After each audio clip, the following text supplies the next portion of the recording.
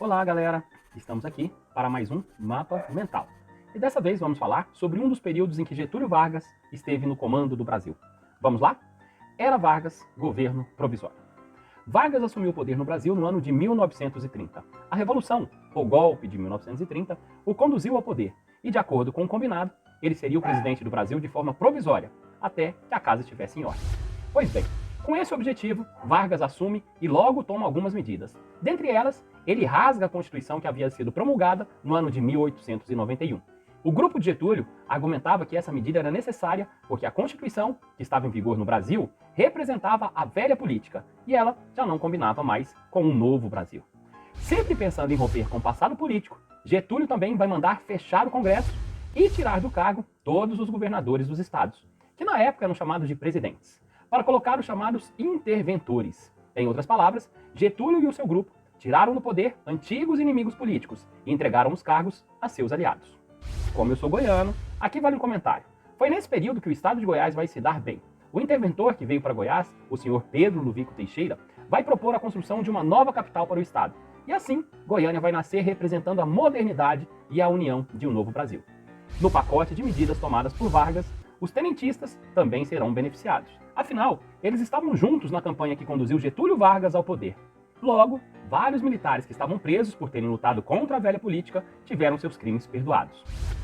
Os trabalhadores não podem ficar de fora. Percebendo que para governar era necessário o apoio da classe trabalhadora, Getúlio assume e começa a atender a antigos desejos dessa classe. Para deixar claro que a parceria era forte, Getúlio vai criar o Ministério do Trabalho, Indústria e Comércio, que tem por objetivo garantir direitos, que hoje chamamos trabalhistas, mas que na época eram chamados de direitos sociais. Um outro ponto importante, que não pode ficar de fora, é a questão da economia. Quando Getúlio Vargas assumiu, os cafeicultores estavam passando por grandes dificuldades. Os caras não tinham para quem vender o café, já que os norte-americanos, principais compradores, estavam em uma crise financeira terrível, a crise de 1929. O que Getúlio fez? Usou o dinheiro do Estado para comprar a produção de café e mandou queimar tudo. Fez isso com o objetivo de diminuir os prejuízos dos cafeicultores e de elevar o preço do café, já que, de acordo com a lei da oferta e procura, quanto menos café no mercado, maior seria o seu valor. Então, Getúlio está tentando agradar geral, agradando aos trabalhadores, agradando aos cafeicultores, mas ele se esqueceu de um detalhe. O seu compromisso era o de ser um presidente provisório. Ele tinha o dever de colocar a casa em ordem, organizar uma nova Constituição e marcar eleições. Enfim, fazer o país voltar à normalidade democrática. O tempo está passando e nada disso acontecer. Logo, principalmente os paulistas, grandes inimigos de Vargas, começam a pressionar. Questionam os paulistas. Será que o Brasil não percebe que estamos sendo governados por um ditador? Nesse cenário, em São Paulo vão acontecer uma série de manifestações que vão pedir por eleições e por uma nova Constituição. Como já aconteceu em outros momentos da história, essas manifestações foram ficando cada vez mais violentas até que, em um confronto entre manifestantes e as forças leais a Getúlio Vargas, 4 estudantes acabaram perdendo a vida. Agora, após as mortes, as manifestações se transformaram em luta armada. Tem início a chamada Revolução Constitucionalista, ou Revolução de 1932.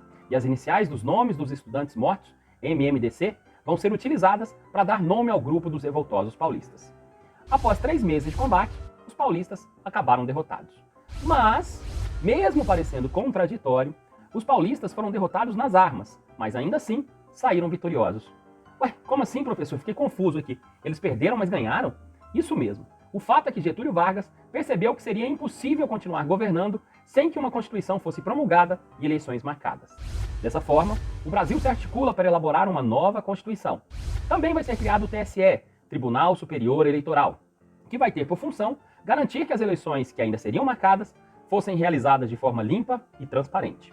Ainda para garantir eleições diferentes das que aconteciam na época da República Oligárquica, quando, na visão do grupo de Getúlio, as eleições eram manipuladas pelo voto do cabresto e pelo poder dos coronéis, foi criado o voto secreto no Brasil, e para garantir ainda mais modernidade à nova política, as mulheres também passaram a ter o direito ao voto. Outra preocupação dessa Constituição, que estava sendo elaborada, era o de garantir os direitos sociais, que já haviam sido concedidos aos trabalhadores. Não só garantir, mas ampliar esses direitos com o tempo. Dessa forma, nasce a Constituição de 1934. Constituição que, como vimos anteriormente, trouxe uma série de novidades em relação à anterior e, como gostava de reforçar o grupo de Getúlio, representava um Brasil moderno. A mesma galera que elaborou a Constituição decidiu por meio do voto que Getúlio Vargas deveria continuar sendo presidente e que novas eleições aconteceriam no ano de 1938. Sendo assim, em 34, Getúlio é eleito presidente do Brasil, eleito não pelo voto popular, mas pelo voto dos constituintes. De toda forma, agora Getúlio não é mais o líder de um governo provisório. Agora ele governa por força da lei. Vai começar uma nova fase da era Vargas, o chamado governo constitucional. Mas esse é assunto para outro mapa mental. É isso, senhores. Muito obrigado pela atenção. Espero que tenham compreendido. Valeu. Fui!